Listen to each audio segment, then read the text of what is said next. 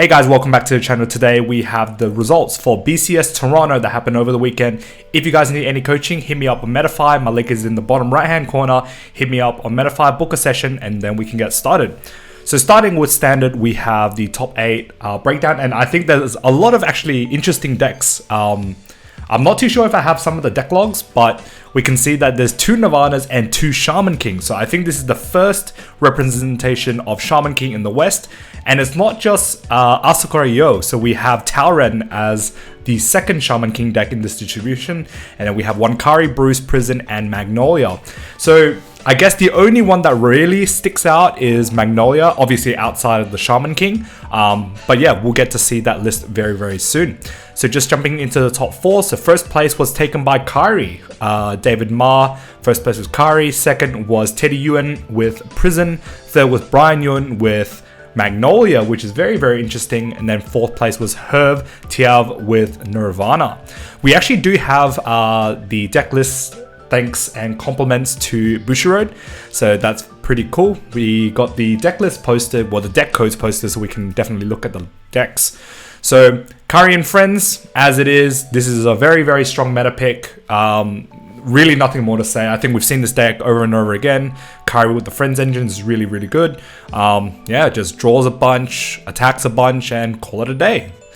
And then this is the Prison list, so nothing too fancy. Runs the one of the Festival Collection girl, but not opting to run the one that imprisons your guardians, which I guess kind of makes sense. You want to boost the consistency in your other areas, and then yeah, the one flex slot is just this. So this technically can just be anything else that you like, but yeah, pretty cool. Now third place is this Magnolia list. So this Magnolia list is very, very interesting. So we remember the Elder deck before when there was like Inlet Pulse and the utilization of the Zorga line. So this deck ran the Zorga line. As you can see, there's a bunch of orders. You know, you have your Whales, and then obviously SBC, your Wild Intelligence, and then you have like your 2 Blitz orders. But we do see some pretty spicy stuff, like your Roaming Prison Dragon, this guy, the Rotting Usurp Dragon. We also have the one Maple, which obviously was in the deck back when we played with Inlet Pulse. And then we also see the Token Generator. So essentially what I can kind of grasp from this deck is that you get free advantage just by riding and using an order. Because if you think about it, you ride Magnolia, you call Magnolia out, right? And then Maple procs. So that means you have 2 rear guards already. So essentially you need to fill your board with 3 more. Yeah. So that's where the orders come in. So you play like orders, right? So for example, this one, your opponent chooses one of their rear guards and retires it, and then choose up to 1 card in your drop and then call it out. So this calls 1. And then Roaming Prison calls itself. So because it's not Alchemagic, you can determine which of those effects you want to use. So usually it's like the 10k, right? So because it's like a 15 body plus 5 from the Elder, so it's like a 20. So the fact that you get free advantage is like really good. Obviously, you know, you still have all your other pieces and stuff, and it seems like a very toolbox deck. I guess when you ride Elder as well, you call this out. So you actually plus 3. So you call 1 from the Elder, because obviously Magnolia, right? You call a card from your soul, you call the Assert back, you call the Maple back. So that's actually 3 units. And then you just need actually 2 more units to fill your board for free, right? So usually it's like you play this order to call 1, and then the Roaming Prison calls another. So that's a full board just by riding and then using an order, which is actually pretty nuts if you think about it. You know, these 4 quantities of orders are the orders that kind of bring back units, right? So you have the Whales Melt in the Sound of Rain, and then the SBC Soul Blast 1 to call out a unit, and then the Wild Intelligence Count Loss 1 Mill 3 call 1. So the fact that you run like a bunch of like one-offs, so you know your Gabreg, your Genosla, and then you also have this Bicorn, is it Bicorn? Bojacorn. Yeah, this base deer looking thing. So yeah, it's pretty interesting that you know you can start to innovate a little bit more with Magnolia. Obviously with the capabilities of 6 attacks, with Elder, and then free resources and everything else. And I think it's pretty interesting to note with this as well. This can be used early game, so it actually patches up your early game problem. So you don't just whack with 2 units. So you can call this on one side and then call 2 tokens on the other side and just bash. So that's like pretty interesting. And then obviously, you know, still play your NPix. NPix is just really good. 23k back row. Yeah, nothing more to say there. But otherwise, like, this is a pretty innovative deck. I think it's a very interesting deck to cover this week. But yeah, in memory of Inlet Pulse. Yep. All Magnolias and all their players is what they're feeling at the moment. But it doesn't matter, all right? You know, Brian made it work, and it worked. So congratulations. That's how you get your Worlds invite, right? And then 4th place was this Nirvana list, as simple as it gets. 4 Amelias being very aggressive on, you know, the superior ride. If you're good 1st or 2nd, doesn't matter. And then just everything else is very, very simple. Now jumping to V. So V is actually pretty interesting. Obviously we had those BCSs where a lot of the pie chart was actually steam-mated, but we actually see a pretty fair distribution. 2 Gear Chronicle, 2 Great Nature. Very cool to see a Leopold making an impact. That's really cool. 2 Grand Blues, 1 Link Joker, and 1 Gold Paladin. Jumping to the top 4, and my man Kevin Cho, congratulations, buddy.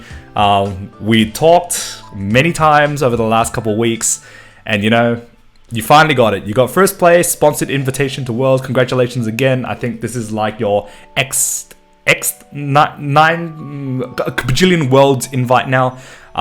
Yeah, great to see you back at Worlds, buddy. So that was 1st place was Steam Maiden. 2nd place was Leopold, Anthony Bailey, Anthony Bailey with Leopold. 3rd was Jody Susanto with Chaos Messiah. Very, very interesting. And then 4th was Mateo de Lelis with Night Rose. So just looking at Cho's list, this is as Steam Maiden as it gets. Respect for the demo deck triggers. That's very, very cool. Otherwise, we've seen this deck list before. Leopold. So this one is a pretty interesting one. A little bit of everything. You know, you have your toucan, whatever this thing is, this little hamster looking thing. At the end of battle, this unit, booster battalion this unit, choose one of your regards plus 10. Pretty interesting. And then obviously this parrot looking thing, cockatoo. Solemn calls it cockatoo. I don't think it's a cockatoo, is it? But yeah, stuff to find your grade 3s. You know, you play your grade 3 searches, try to find your Leopolds. Obviously to benefit off its maximum skill on grade 3 ride. Playing 7 fronts, 1 crit, the 1 honest crit. You know, you might randomly just win by hitting the crit. So gotta have those in there. Keep your opponent prepared. And yeah, very, very cool. 3rd place was this Chaos Messiah list. So yeah, I think you just play a lot of aggro early with the Volcos, obviously, with this La Grandjard. And then, you know, you go into your Messiahs if you want to play an aggro pace. And then if you want to play a little bit more controlled, then you have Chaos. Obviously, you have your Craving Claw early, so you place it behind your Vanguard, pressure with the Vanguard, get free pluses off the Zirconium and the Chaos Breaker, and then just slow down your opponent and just like grind the game out. A lot of people say that this deck actually is a pretty good meta pick into Steam Maiden. I agree and disagree.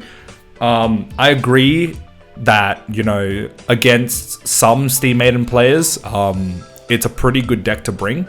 But also it's good because it's quick. Quick in a sense that, you know, you can just drop a Volco, double Volco, and like Steam Maiden can't really do anything about it.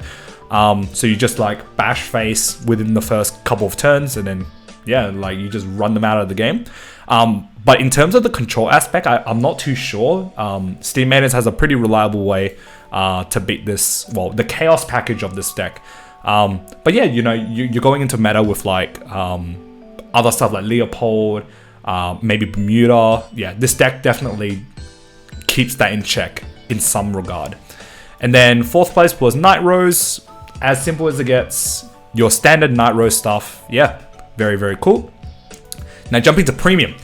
So this was where Premium kind of shifted with our expectations, or maybe it's not, it shifted, but more reverted back to what we expected it to be, right? So with the introduction of Clan Collection, everyone was like, you know, Ripple is the best deck, okay? And we can clearly see that here, but we didn't see that in the previous BCS event. So we saw a lot of Narukami, a lot of MFD, and I think we can say that, you know, a lot of these people who bring Narukami bring the deck because it can deal with Ripple, it can deal with MFD, right? Like pretty much when MFD, you know, goes through its turn, and then if you magically somehow come out and, you know, survive their double turn, triple turn, or whatever it is, then, you know, you just stride your stun verse, annihilate your opponent's like non-existent hand, and then just win it that way. And then obviously, you know, you still have your Aqua Force being what it is, you know. And then I think a lot of people tech Armor Break and all this stuff to deal with the multiple excels. Just a really, really good meta, like counter meta pick in Narukami, and which is why we see so much representation. Which is why we actually don't see a lot of Ripple. Or at least we didn't see any Ripple in the top card, but now we do see it here. So 4 Aqua Force, 2 Narukami, 1 MFD, and then the 1 lone Dimension Police, one-shotting everyone all the way to top 8. Congratulations, my man. Much respect. Going into the top 4, Braden Antanasio, first place with Ripple, Henry Gross with Narukami. Third place was WCC Suo, Stephen Lee, the guy who's 76% more attractive. I've taken your words. I'm investing in an iPhone. But yeah, very, very cool to see you back at Worlds, my man. I think we talked over the weekend as well. So, you know, hard work pays off. And then fourth place was Nicholas Trujillo with MFD. So these lists don't really matter too much because obviously they're being rotated out because of the ban lists come 2 weeks. So I think next week for Mexico is the last week that we get to see this disgusting format. But yeah, we might as well dig into the list anyways. So this is the first place list, not playing any damage exploders, just playing, you know, a bunch of Ripple grade 1, abusing the Odysseus early game, trying to find, you know, all your power offs and stuff like that. Deck fitting early, and then, you know, critting your opponent out of the game. No fronts, which is quite interesting. So yeah, this is the first place list. Second place was this Narukami. So this one ran the jump engine and focuses on, you know, the exterminate play. I think a lot of people play the jump engine. Obviously, if you go first and hit the nut and you just randomly win. Otherwise, Narukami itself is just a really good deck. So yeah, that's that. Low amounts of exterminate, which is quite interesting. But yeah, other than that, very, very cool deck. Third place was Steven's list. A little bit of everything. Damage exploders. Yeah, like, yeah, a little bit one of everything. I think this is like Tharvas's list before, but just chucked in with a bunch of Ripple stuff, which is pretty cool. And then MFD, as MFD as it gets. I think this is like the non-updated Tapir build that I think Peter and those guys are running with the one that rests, binds a 3, and then you jumble Kuranta. So yeah, that's MFD. So long, MFD. We don't get to see you in the next format. But yeah, that's pretty much it for the Toronto list this week. We have Mexico this weekend, so we'll probably cover that. And then I finally get to play in my first BCS in Indonesia very, very soon. So yeah, hope you guys like this video. If you guys like this video, hit a like, comment down below what you guys think about all these lists, and you know what you saw exciting, because let me tell you, I think the most exciting list that I saw this week was Magnolia. That was a very, very innovative deck, so congratulations to Brian. Big shout out to him. That was a very, very cool deck. And yeah, if you haven't subscribed to the channel, hit subscribe, and I'll see you guys in the next video. Peace.